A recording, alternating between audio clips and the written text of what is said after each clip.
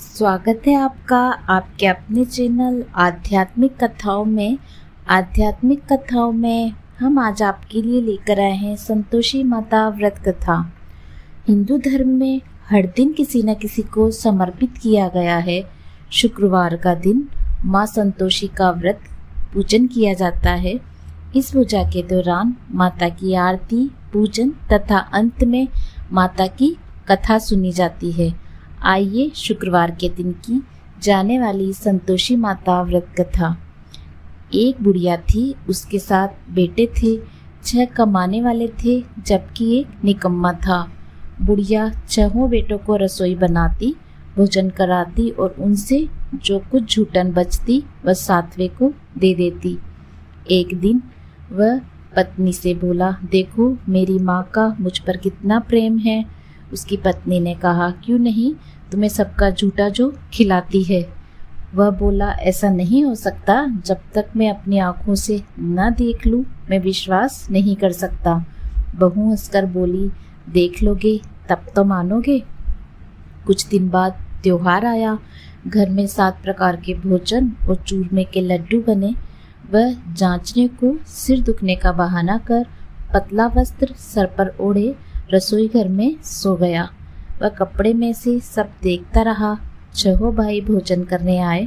उसने देखा माँ ने उनके लिए सुंदर आसन बिछाकर कई प्रकार के भोजन बनाए और उन्हें परोसा और आग्रह करके उन्हें जिमाया। वह देखता रहा। 6 भाई भोजन करके उठे। तब माँ ने उनकी झूठी थालियों में से झूठन को इकट्ठा करके एक लड्डू बनाया। झूठन साफ कर बुढ़िया माँ ने उसे पुकारा, बेटा 6 भाई ने भोजन कर लिया, अब तू ही बाकी है, उठ, तू कब खाएगा। वह कहने लगा, माँ मुझे भोजन नहीं करना, मैं अब परदेश जा रहा हूँ। माँ ने कहा, कल जाता हो तो आज ही चला जा। वह बोला, मैं आज ही जा रहा हूँ। यह कहकर वह घर से निकल गया। चलते समय पत्नी की याद आई। वह गौशाला में कंडे थाप रही थी। वह जाकर बोला, मैं परदेश जा रहा हूँ, तुम्हें निशानी के रूप में यह अंगूठी देकर जा रहा हूँ, तुम मुझे निशानी के रूप में कुछ दे दो। उसकी पत्नी ने कहा, मेरे पास निशानी के लिए कुछ भी नहीं, ये गोबर भरा हाथ है। यह कहकर उसकी पीठ पर गोबर के हाथ की थाप मार दी। वह चल दिया। चलते चलते दूर देश पहुँचा। वहाँ एक साहूकार की दुकान थी। वहाँ जाकर कहने लगा, भाई मुझे नौकरी पर रख लो। साहूकार को ज़रूरत थी, बोला रह जा। लड़के ने पूछा, तनख्वाह क्या दोगे। साहूकार ने कहा, काम देखकर दाम मिलेंगे। साहूकार की नौकरी मिली। वह सुबह से रात तक नौकरी करने लगा। कुछ दिनों में दुकान का सारा लेन देन, हिसाब किताब, ग्राहकों को माल बेचना, सारा काम करने लगा। साहूकार के 7-8 नौकर और थे। वह सब भी यह देखकर खुश हुए कि यह तो बहुत होशियार है। सेठ ने भी काम देखा और 3 महीने में ही उसे आधे मुनाफे का हिस्सेदार बना दिया। कुछ वर्ष में ही वह नामी सेठ बन गया। मालिक सारा कारोबार उस पर छोड़कर चला गया। इधर उसकी पत्नी को सास ससुर दुख देने लगे। सारी गृहस्थी का काम करा के उसे लकड़ी लेने जंगल में भेजते। इस बीच घर के आटे से जो भूसी निकलती उसकी रोटी बनाकर रख दी जाती। फूटे नारियल की नारेली में पानी। एक दिन वह लकड़ी लेने जा रही थी। रास्ते में बहुत सी स्त्रियां संतोषी माता का व्रत करती दिखाई दी। वह वहाँ खड़ी होकर कथा सुनने लगी और पूछा, बहनों तुम किस देवता का व्रत करती हो और उसके करने से क्या फल मिलता है। यदि तुम इस व्रत का विधान मुझे समझाकर कहोगे तो मैं तुम्हारा बड़ा एहसान मानूंगी। तब उनमें से एक स्त्री बोली, सुनो, ये संतोषी माता का व्रत है। इसके करने से निर्धनता व दरिद्रता का नाश होता है। जो कुछ मन में कामना हो सब संतोषी माता की कृपा से पूरी होती है। तब उसने उसे व्रत की पूरी विधि पूछी। वह भक्ति स्त्री बोली, 1.25 आने का गुड़ चना लेना, इच्छा हो तो 5.25 आने का लेना या 1.25 रुपये का, अपनी सहूलियत के अनुसार लाना।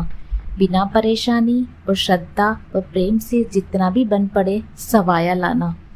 प्रत्येक शुक्रवार को निराहार रहकर कथा सुनना, इसके बीच क्रम में टूटे नहीं, लगातार नियम पालन करना।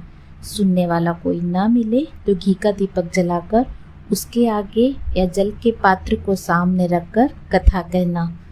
जब कार्य सिद्ध न हो, नियम का पालन करना और कार्य सिद्ध हो जाने पर व्रत का उद्यापन करना।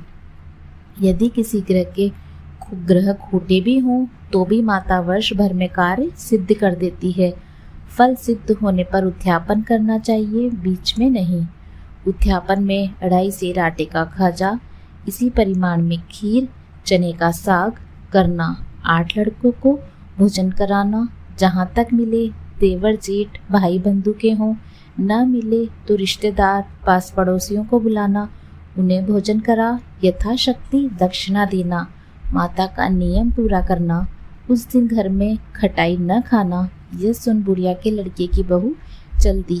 रास्ते में लकड़ी के बोझ को बेच दिया। उन पैसों से गुड़ चना ले माता के व्रत की तैयारी कर आगे चली। सामने मंदिर देखकर पूछने लगी, यह मंदिर किसका है?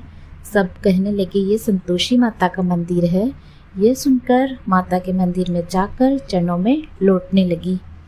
दीन हो विनती करने लगी, माँ मैं निपट अज्ञानी हूँ, व्रत के कुछ भी नियम मैं नहीं जानती, मैं दुखी हूँ। हे माता, हे जगत जननी, मेरा दुख दूर कर, मैं तेरी शरण में हूँ। माता को दया आ गई।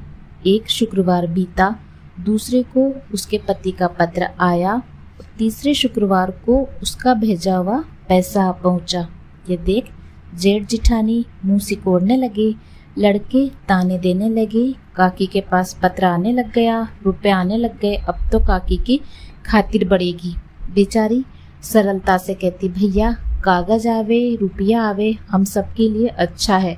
ऐसा कहकर आंखों में आंसू भरकर संतोषी माता के मंदिर में मातेश्वरी के चरणों में गिरकर रोने लगी। माँ, मैंने तुमसे पैसा कब मांगा? मुझे पैसे से क्या काम, मुझे तो अपने सुहाग से काम है। मैं तो अपने स्वामी के दर्शन मांगती हूँ। तब माता ने प्रसन्न होकर कहा, जा बेटी, तेरा स्वामी आएगा। यह सुन खुशी से बावली होकर घर में जाकर काम करने लगी। अब संतोषी माँ विचार करने लगी, इस भोली पुत्री को मैंने कह तो दिया कि तेरा पति आएगा, लेकिन कैसे? वह तो इसे सपने में भी याद नहीं करता। उसे याद दिलाने का मुझे ही कुछ करना पड़ेगा। इस तरह माताजी ने उस बुढ़िया के बेटे के पास जाकर स्वप्न में प्रकट होकर कहा, साहूकार के बेटे सो रहा है तो जागता है। वह कहने लगा, माँ सोता भी नहीं जागता भी नहीं, कहो क्या आज्ञा है? माँ कहने लगी, तेरे घर बार कुछ है कि नहीं?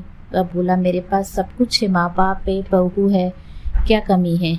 माँ बोली, भोले पुत्र, तेरी बहू घोर कष्ट उठा रही है, तेरे माँ बाप उसे परेशानी दे रहे हैं, वह तेरे लिए तरस रही है, तू उसकी जाकर सुध ले। वह बोला, माताजी यह तो मालूम है, परंतु जाऊं तो कैसे? परदेश की बातें, लेन देन का कोई हिसाब नहीं, कोई जाने का रास्ता नहीं, कैसे चला जाऊं? माँ कहने लगी, मेरी बात मान, सवेरे नहा धोकर संतोषी माता का नाम ले, घी का दीपक जला, दंडवत कर, दुकान पर जाकर बैठ। जमा का माल बिक जाएगा। सांझ होते होते धन का भारी ढेर लग गया। अब बूढ़े की बात मानकर वह नहा धोकर संतोषी माता को दंडवत घी का दीपक जलाकर दुकान पर जा बैठा। थोड़ी देर में देने वाले रुपया लाने लगे, लेने वाले हिसाब लेने लगे। कोठे में भरे सामान के खरीदार नगद दाम दे सौदा करने लगे। शाम तक धन का भारी ढेर लग गया। मन में माता का नाम ले, चमत्कार देख प्रसन्न हो घर जाने के वास्ते गहना कपड़ा सामान खरीदा। काम से निपट तुरंत घर को रवाना हुआ। उधर उसकी पत्नी जंगल में लकड़ी लेने जाती है। लौटते वक्त माताजी के मंदिर में विश्राम करती है। वह तो उसके प्रतिदिन रुकने का जो स्थान था। धूल उड़ती देख वह माता से पूछती है, हे माता, ये धूल कैसे उड़ रही है? माता कहती है, हे पुत्री, तेरा पति आ रहा है, अब तू ऐसा कर, लकड़ियों के 3 बोझ बना ले, एक नदी के किनारे रख दे, दूसरा मेरे मंदिर व तीसरा अपने सिर पर। तेरे पति को लकड़ियों का गट्ठर देख मोह पैदा होगा, वह यहाँ रुकेगा, नाश्ता पानी खाकर माँ से मिलने जाएगा, तब तू लकड़ियों का बोझ उठाकर लाना और चौक में गट्ठर डालकर जोर से आवाज़ लगाना, लो सासू जी लकड़ियों का गट्ठर लो, भूसे की रोटी दो, नारियल की नारियली में पानी दो। आज मेहमान कौन आया है? माताजी से बहुत अच्छा कहकर वह प्रसन्न मन से लकड़ियों के 3 गट्ठर बनाई, एक नदी के किनारे पर और एक माताजी के मंदिर में रखा। सूखी लकड़ी देख उसकी इच्छा उत्पन्न हुई, हम यहीं पर विश्राम करें, भोजन बनाकर खा पीकर गांव जाएं। इसी तरह रुककर भोजन बना, विश्राम करके गांव को गया। सबसे प्रेम से मिला, उसी समय सिर पर लकड़ी का गट्ठर लिए वह उतावली सी आती है, लकड़ियों का भारी बोझ आंगन में डालकर जोर से 3 आवाज़ देती है, लो सासू जी लकड़ियों का गट्ठर लो, भूसे की रोटी लो, आज मेहमान कौन आया है? यह सुनकर उसकी सास बाहर आकर अपने दिए हुए कष्टों को भुलाती हुई कहती है, बहू ऐसा क्यों कहती है? तेरा मालिक ही तो आया है, आ बैठ, मीठा भात का भोजन कर, कपड़े गहने पहन। उसकी आवाज़ सुन उसका पति बाहर आता है, अंगूठी देखकर व्याकुल हो जाता है। माँ से पूछता है, यह कौन है?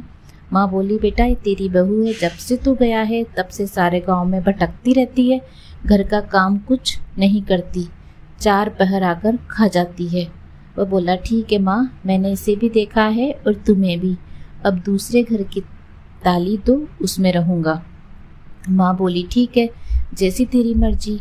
वह दूसरे मकान की 3री मंजिल का कमरा खोल सारा सामान जमाया। एक दिन में राजा के महल जैसा ठाट बाट बन गया। अब क्या था, बहू सुख भोगने लगी। इतने में शुक्रवार आया। उसने पति से कहा कि मुझे संतोषी माता के व्रत का उद्यापन करना है। पति बोला, खुशी से कर लो। वो उद्यापन की तैयारी करने लगी। जिठानी की लड़कों को भोजन के लिए कहने गई। उन्होंने मंजूर किया, परंतु पीछे से जिठानी ने अपने बच्चों को सिखाया भोजन के समय खटाई मांगना, जिससे उसका उद्यापन पूरा ना हो। लड़के जीमने आए, खीर खाया, पेट भर भोजन किया, परंतु बाद में खाते ही कहने लगे, हमें खटाई दो, खीर खाना हमको नहीं भाता, देखकर अरुचि होती है। वह कहने लगे, भाई खटाई किसी को नहीं दी जाती, यह तो संतोषी माता का प्रसाद है। लड़के उठ खड़े हुए, बोले, पैसा लाओ। भोली बहू कुछ नहीं जानती थी, उन्हें पैसे दे दिए। लड़के उसी समय हट करके इमली की खटाई खाने लगे। यह देख बहू पर माताजी ने कोप किया। राजा के दूत उसके पति को पकड़ कर ले गए। जिठानी मन माने वचन कहने लगी, लूट लूट कर धन इकट्ठा कर लाया था, अब सब मालूम पड़ जाएगा, जब जेल की मार खाएगा। बहू से यह सहन नहीं हुआ, रोती हुई माताजी के मंदिर गई। कहने लगी, हे माता, तुमने क्या किया? हंसाकर अब भक्तों को रुलाने लगी। माता बोली, बेटी तूने उद्यापन करके मेरा व्रत भंग किया है। वह कहने लगी, माता मैंने कुछ अपराध किया है, मैंने तो भूल से लड़कों को पैसे दिए थे, मुझे क्षमा करो, मैं फिर से तुम्हारा उद्यापन करूंगी। माँ बोली, अब भूल मत करना। वह कहती है, अब भूल नहीं होगी। अब बताओ वह कैसे आएंगे? माँ बोली, जा पुत्री, तेरा पति तुझे रास्ते में आते हुए मिलेगा। वह निकली, रास्ते में पति आता मिला।